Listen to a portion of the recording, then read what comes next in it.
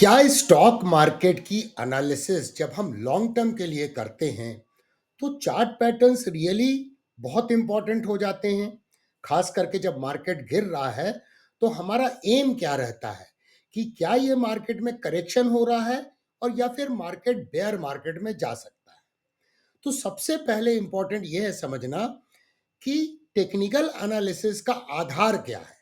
Foundation तो डाउ theory है और डाउ थ्योरी में कहीं पे भी चार्ट पैटर्न का जिक्र नहीं किया गया है। तो आज हम सीखेंगे कि बेयर मार्केट को किस तरह से हम एंटिसिपेट कर सकते हैं आने वाले बेयर मार्केट के बारे में।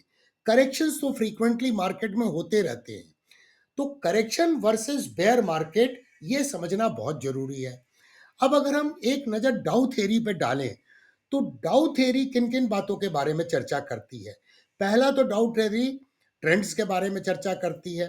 उन्होंने ब्रॉडली क्या बोला है, प्राइमरी ट्रेंड होते हैं, सेकेंडरी ट्रेंड होते हैं, माइनर ट्रेंड होते हैं और उनमें रिट्रेसमेंट होता है, तभी तो secondary trend and minor trend बनते हैं। तो ट्रेंड के बारे में उन्होंने चर्चा की है। इसके बाद उन्होंने बोला है कि मार्केट के फेजेस होते हैं, तीन फेजेस होते हैं, accumulation phase, markup phase, distribution phase और उसके बाद जब मार्केट करेक्ट होता है तो मार्कडाउन फेज। इसके अलावा वॉल्यूम के बारे में उन्होंने बोला है कि ट्रेंड का कंफर्मेशन जो होता है वो वॉल्यूम से होता है। डाउ थ्योरी जो ज्यादातर एनालिसिस अगर आप देखेंगे तो उस आधार पे की गई है कि स्टॉक मार्केट क्या है, बहुत सारे बिजनेस का समूह है। किसी भी स्टॉक मार्केट में या किसी भी स्टॉक के पीछे में कोई एक बिजनेस है, कोई एक कंपनी है और वो कंपनी प्रॉफिट करने के लिए मार्केट में आई है, बिजनेस करने के लिए आई है। तो स्टॉक मार्केट जो डिजाइन किया है वो ऊपर जाने के लिए किया गया है। ये मूल कंसेप्ट हमारे दिमाग में होना चाहिए। इसके अलावा डाउ थ्योरी ने न्यूज के बारे में की गई है कि न्यूज जो पब्लिक डोमेन में है वो प्राइस में डिस्काउंटेड होती है। इसके अलावा इंडेक्स के कंफर्मेशन की बात की है, इसको ज़्यादा टच नहीं करेंगे। वो उस जमाने की बात थी जब बहुत सिग्निफिकेंट था कि अगर फैक्ट्री में सामान मैन्युफैक्चर हो रहा है तो कहीं ना कहीं रेल एंड रोड ट्रांसपोर्ट के द्वारा सामान जा रहा है, तो रेल एंड ट्रांसपोर्ट के स्टॉक में भी ट्रेंड में रिवर्सल हुआ है कि नहीं। इन सब बातों से उसका रेलेवेंस उस जमाने में बहुत अधिक था। अब दोस्तों ट्रेंड रिमेन्स इंटैक्ट, ये बहुत पावरफुल थ्योरी है जो चार्ल्स एस डाउ ने अपनी 255 आर्टिकल जो उन्होंने वॉल स्ट्रीट जर्नल में लिखे उनमें पाया है कि ट्रेंड रिमेन्स इंटैक्ट अनलेस कोई वेट ऑफ एविडेंस ना मिले, कोई कंफर्मेशन ना मिले कि ट्रेंड का रिवर्सल हो रहा है। इन सारी चीजों को दिमाग में रखते हुए हमें मार्केट की लॉन्ग टर्म एनालिसिस करनी चाहिए। चार्ट पैटर्न जो है वो कहीं भी डाउ थ्योरी ने अपनी थ्योरी में उसके बारे में जिक्र तक नहीं किया है। अब क्या होता है कि जब हम चार्ट पैटर्न्स पर टू मच इंफेसिस देने लगते हैं लॉन्ग टर्म एनालिसिस करने के लिए, यस, ट्रेडिंग करने के लिए, शॉर्ट टर्म ट्रेडिंग करने के लिए चार्ट पैटर्न बहुत महत्वपूर्ण है, क्योंकि प्रिसाइज ट्रेडिंग स्ट्रेटजी को डिजाइन करने में हमें मदद करते हैं, रिस्क को मैनेज करने में हमें मदद करते हैं। लेकिन क्या चार्ट पैटर्न का बहुत रिलेवेंस है लॉन्ग टर्म एनालिसिस करने के लिए, खास करके जब मार्केट गिर रहा है उस समय पे हम ये जानना चाहते हैं कि ये नॉर्मल करेक्शन है या फिर मार्केट बेयर मार्केट की टेरिटरी में जाएगा। तो चलिए इसको समझते हैं। चार्ट पैटर्न के ऊपर में मेरी नजर में सबसे बेहतरीन बुक दुनिया में जो लिखी गई है वो है इंसाइक्लोपीडिया ऑफ चार्ट पैटर्न, और ये सेकंड एडिशन को मैंने काफी डिटेल में मल्टीपल टाइम इसको स्टडी किया है। ऑफ कोर्स इसका थर्ड एडिशन भी आ गया है, लेकिन थर्ड एडिशन मैंने अभी पूरा तरीके से नहीं पढ़ा है। लेकिन सेकंड एडिशन को मैंने कंप्लीट देखा है, जिसमें 35,000 चार्ट के ऊपर में एनालिसिस करके अलग अलग पैटर्न्स के ऊपर में उन्होंने डेटा प्रोवाइड किया है और 1 लाख से ऊपर चार्ट थर्ड एडिशन में किया है। तो इतने सारे डेटा को जब हम इंटरसेक्ट करते हैं और समझने की कोशिश करते हैं तो एक्यूरेसी बेहतर आती है। तो ये मैंने आपको सिर्फ इसीलिए बताया कि चार्ट पैटर्न्स जो हैं उसके ऊपर में सबसे बेस्ट बुक जो मेरी नज़रों में है, अगर आपकी नज़र में कोई दूसरी बुक है तो आप इस वीडियो के कमेंट सेक्शन में अपने कमेंट्स को जरूर लिखिएगा जितना हम चर्चा करेंगे उतना आप भी सीखेंगे, मैं भी सीखूंगा। तो इनसाइक्लोपीडिया ऑफ चार्ट पैटर्न। अब इनसाइक्लोपीडिया ऑफ चार्ट पैटर्न के आधार पर कुछ फैक्चुअल डेटा मैं आपके साथ शेयर करने जा रहा हूं। सबसे पहले हम चर्चा करते हैं बुलिश चार्ट पैटर्न्स की। तो यहां पे इन्होंने बोला है कि cup and handle chart pattern का एवरेज जब भी ब्रेकआउट होता है तो 54% एवरेज प्राइस में चेंज आता है, मतलब वो अपसाइड जाता है। इनवर्स हेड एंड शोल्डर जो एक रिवर्सल चार्ट पैटर्न है, ये भी बुलिश चार्ट पैटर्न है, इसमें 45% का अपसाइड मूव होता है।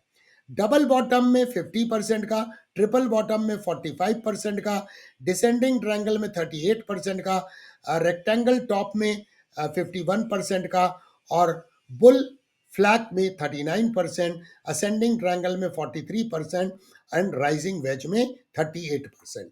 अब आप देखिए कि इंडेक्स लेवल पे देखें तो एनुअलाइज रिटर्न कितना मिलता है स्टॉक मार्केट से, करीब 11-12% का रिटर्न मिलता है। S&P 500 को देखें या फिर इंडिया के निफ्टी 50 को देखें, यस टेक स्टॉक पे थोड़ा सा रिटर्न कई बार ज्यादा मिलता है। लेकिन ये by and large bullish chart pattern जो है ये क्या इंडिकेट कर रहे हैं कि मिनिमम 38% है और it goes as high as 54%। इन डेटा को दिमाग में रखिएगा। अब चर्चा करते हैं बेरिश चार्ट पैटर्न की।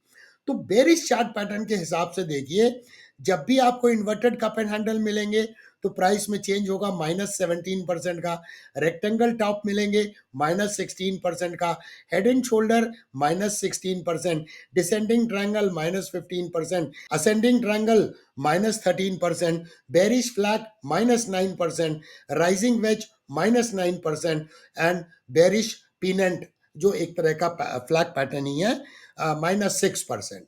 तो यहां हमने क्या देखा कि प्राइस में जो चेंज है वो उतना सिग्निफिकेंट नहीं है। अगर चार्ट पैटर्न ने ये इंडिकेट भी कर दिया है कि हेड एंड शोल्डर बना है टॉप पर, तो केवल 16% एक एवरेज गिरने की संभावना होती है। तो उतना गिरने के बाद तो करीब करीब मार्केट में करेक्शन समाप्त हो जाता है। तो लॉन्ग टर्म पर्सपेक्टिव में बेरिश चार्ट पैटर्न बहुत ज्यादा रेलेवेंट नहीं है, और इसीलिए जब भी मैं लॉन्ग टर्म के लिए मार्केट की एनालिसिस करता हूं तो मैं बेरिश चार्ट पैटर्न को वर्चुअली इग्नोर करता हूं। और वैसे भी मैं शॉर्ट सेलिंग करता नहीं मार्केट में। तो क्योंकि मार्केट में अगर 90 ईयर्स 100 ईयर्स के डेटा देखें तो 90% of the time market bullish रहता है, केवल 10% ऑफ द टाइम बेरिश रहता है। तो टेन्योर जो है बुल मार्केट का वो बहुत बड़ा है, जहां पे मेजर अपॉर्चुनिटी मार्केट में मिलती है। तो हमने क्या देखा कि इसमें एज लो एज 6% है और 17% है। फिलहाल मैं ब्रेक इवन फेलियर की बात नहीं कर रहा हूं। अगर ब्रेक इवन फेलियर को आप इंक्लूड कर लेंगे, क्योंकि एक चीज और आपको मालूम होगा जो कई बार इस चैनल में चर्चा की गई है कि चार्ट पैटर्न का एक एवरेज सक्सेस रेट क्या है, 65 to 70%। मतलब फिर भी एक स्कोप है कि 30-35% मार्केट में वो चार्ट पैटर्न फेल हो सकता है। तो फेल होने की संभावना अधिक है, इसीलिए जब लॉन्ग टर्म मार्केट की एनालिसिस करते हैं, खास करके जब मार्केट गिर रहा है और हम ये असेस करने की कोशिश करते हैं कि क्या बेयर मार्केट आएगा, उस समय चार्ट पैटर्न जो बेरिश चार्ट पैटर्न है इसमें देखिए प्राइस में चेंजेस बहुत बड़ा नहीं है जो बहुत सिग्निफिकेंट हो, और 20% में तो बेयर मार्केट आ जाता है और मार्केट चार्ट पैटर्न बनते समय ऑलरेडी 10% गिर चुका है। तो इन सब बातों को दिमाग में रखना अत्यंत आवश्यक है। अब बात करते हैं कि मैं जब लॉन्ग टर्म के लिए एनालिसिस करता हूं तो किन फैक्टर्स पे ध्यान देता हूं, क्योंकि ये फैक्टर्स जो हैं मेरे लिए बड़े इंपॉर्टेंट हैं लॉन्ग टर्म कंसेप्ट को समझने के लिए कि आने वाले समय में क्या बेयर मार्केट आएगा। तो पहला फैक्टर मैं कंसीडर करता हूं मार्केट का साइकिल्स। अब मार्केट साइकिल क्या है, अगर वर्ल्ड वॉर 2 के बाद में देखें, हर करीब 5.5 साल में एक बार बेयर मार्केट आता है। तो ब्रॉडर हमारे दिमाग में ये है 5-5.5 साल के बाद में एक बेयर मार्केट आने की संभावना है। ये मैंने ब्रॉडर अपने दिमाग में रखा है। इसके बाद यूएस प्रेसिडेंशियल टर्म्स, इसके बारे में भी चर्चा चैनल में की जा चुकी है कि ज्यादातर बेयर मार्केट जो आए हैं वो US presidential term second term में आए हैं और उसके बाद फोर्थ टर्म में ज़्यादा आए हैं। तो इसका मतलब ये है कि यूएस प्रेसिडेंशियल टर्म्स को अगर हम मार्केट साइकिल के साथ में कंबाइन करें, फॉर एग्जांपल पिछले बेयर मार्केट के बाद अगर यूएस प्रेसिडेंशियल टर्म का सेकेंड ईयर चल रहा है और 5 साल बुल मार्केट को हो गए हैं, तो फिर खतरा बढ़ जाता है बेयर मार्केट आने का। तीसरा फैक्टर मैं कंसीडर करता हूं मार्केट का वैल्यूशन। खास करके वैल्यूशन मैट्रिक्स है, पी रेशियो है, पीबी रेशियो है, इंडेक्स लेवल पे मार्केट के वैल्यूशन करने से ये पता लगता है कि मार्केट ओवर वैल्यूड है या अंडर वैल्यूड है। क्योंकि मीन रिवर्जन तो मार्केट में होगा। Mean reversion fundamentally market correct होगा तो वैल्यूशन अट्रैक्टिव हो जाएगा, और मार्केट अगर करेक्ट होगा तो टेक्निकल चार्ट एनालिसिस करेंगे तो चार्ट के ऊपर में कहीं ना कहीं मीन रिवर्जन नजर आएगा। ये दोनों एक दूसरे से को रिलेटेड है। इसके अलावा हिस्टोरिकल करेक्शंस और मार्केट साइकिल को कंबाइन करना। अगर वर्ल्ड वार टू के बाद हम अभी तक देखें तो करीब 1.2 ईयर्स में एक बार स्टॉक मार्केट में 10% या उससे ज्यादा करेक्शन होता है, और मार्केट में पैनिक ही आ जाता है कि जब 10% के ऊपर में मार्केट अपने पीक से गिरता है। लेकिन सत्यता तो ये है कि करेक्शन की डेफिनेशन ही है कि जब मार्केट पीक से 10% से ज्यादा गिरे तभी तो उसे करेक्शन बोलते हैं। 5%, 6%, 7% अगर मार्केट पीक से गिरा है तो उसे हम पुल बैक की कैटेगरी में डालते हैं, रिट्रेसमेंट की कैटेगरी में डालते हैं। तो कहीं ना कहीं जो डाउ थियरी ने भी बोला है कि सेकेंडरी वेव बनती है, सेकेंडरी ट्रेंड बनता है, तो हिस्टोरिकली हमारे दिमाग में ये रहना चाहिए कि 1.2 ईयर्स में अगर करेक्शन हो रहा है और वो कहीं कंसाइड कर रहा है मार्केट साइकिल से, तो खतरा फिर बढ़ जाता है। तो हमको हिस्टोरिकल करेक्शंस को देखते हुए करंट करेक्शन जो हो रहा है अगर 10% के ऊपर हुआ है और वो मार्केट साइकिल से अलाइन हो रहा है, तब बेयर मार्केट के आने का खतरा बढ़ जाता है। अब इसके अलावा मैं देखता हूं ग्लोबल मार्केट का ट्रेंड्स। ये बात भी सत्य है, हिस्टोरिकली आप देखें कि ऐसा नहीं होता है कि बेयर मार्केट किसी एक पर्टिकुलर मार्केट में आए। मैं कुछ एक्सेप्शन की बात नहीं कर रहा हूं, जैसे जापानीज स्टॉक मार्केट में हो चुका है, या फिर रिसेंट टाइम में हमने हैंसेंग में देखा था कि ऐसा हुआ था। बट ब्रॉडली बेयर मार्केट करीब करीब साइमल्टेनियसली आते हैं। 2020 में हमने देखा जो डॉट कॉम बबल था, उससे यूएस मार्केट भी गिरा, यूरोप के मार्केट भी गिरे, एशिया के मार्केट भी गिरे। उसके बाद फिर से आया 2008 फाइनेंशियल क्राइसिस, उसमें सारे मार्केट्स गिरे। तो ग्लोबल मार्केट ट्रेंड्स को एनालाइज करना बहुत जरूरी है। अगर ग्लोबल मार्केट ट्रेंड्स एकदम क्लियर कट अप ट्रेंडिंग नजर आ रहा है और कोई भी साइन ऑफ डिस्ट्रीब्यूशन नजर नहीं आ रहा है, तो कहीं ना कहीं एक पर्टिकुलर मार्केट अगर हेवीली करेक्ट हो रहा है तो फिर शायद बेयर मार्केट का खतरा ना हो। मार्केट में कुछ भी गारंटी नहीं होता है। हम प्रोबेबिलिटी के बारे में बात कर रहे हैं कि मार्केट के अलग अलग जो लेग्स है, मार्केट में जो अलग अलग फैक्टर्स है, उसको कंबाइन करने की कोशिश कर रहे हैं। और एक चीज यील्ड कर्व इन्वर्जन है। आपको याद होगा कि जब ये चैनल बिल्कुल भी नया था 2019 में, जून 2019 में ये चैनल लॉन्च हुआ 8 जून को, और उसके बाद 2019 में ही अगस्त महीने में, मुझे डेट याद है 14 अगस्त 2019 में यील्ड कर्व इन्वर्ट हुआ था। तब हम एक वीडियो लेके आए थे। अब yield curve inversion bear market के बारे में नहीं बोलता है। यील्ड कर्व इन्वर्शन बोलता है कि आने वाले 6 से 9 महीने 12 महीने के अंदर में रिसेशन आ सकता है।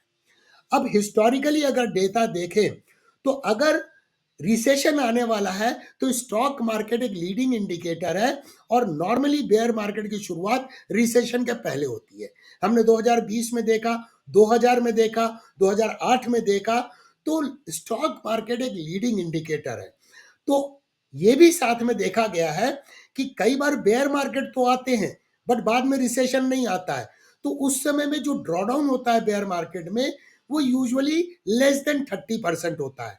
लेकिन अगर बेयर मार्केट के बाद में रिसेशन आ गया तो वो ड्रॉडाउन जो मार्केट में होता है बेयर मार्केट में, वो 30% से ज्यादा, जैसे 2008 में करीब 55-60% था, ईयर 2000 में 59% था, ईयर 2020 में जो कोविड का बेयर मार्केट है, उस समय भी करीब 39% ड्रॉडाउन था, तो ड्रॉडाउन बड़े होते हैं। लेकिन जब 2022 में बेयर मार्केट आया, वो रिसेशन वाला ईयर नहीं था, तो देखिए ड्रॉडाउन कितना रहा, 22-23% रहा और मार्केट रिकवर कर गया और फिर ऑल टाइम हाई बना लिया। तो इन सारे पैरामीटर्स को जब हम कंबाइन करते हैं और उस समय अगर हमें लगता है कि मार्केट साइकिल के हिसाब से बेयर मार्केट आने की संभावना है, यूएस प्रेसिडेंशियल टर्म के हिसाब से बेयर मार्केट आने की संभावना है, मार्केट वैल्यूएशन एक्सपेंसिव नजर आ रहा है, हिस्टोरिकल करेक्शन जो अभी हो रहे हैं वो अलाइन है और 10% से ज्यादा करेक्ट हो गया है मार्केट साइकिल में, ग्लोबल मार्केट ट्रेंड्स भी उस दिशा में इंडिकेट कर रहे हैं, यील्ड कर्व इन्वर्ट हो चुका है। तो ये सारे फैक्टर अगर मिलने लगे तो फिर एक बेयर मार्केट का खतरा बनता है।